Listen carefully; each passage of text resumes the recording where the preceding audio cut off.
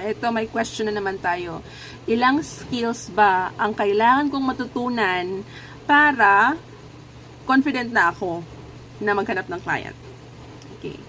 Yung sagot dyan is very simple. Hindi mo kailangan mag-learn ng napakaraming skills.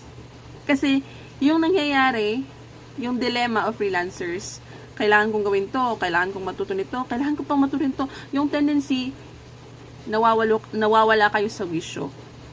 And nawawala yung, instead of nagpo-focus kayo on finding the client, is wala. You're earning a skill but you're not really monetizing it.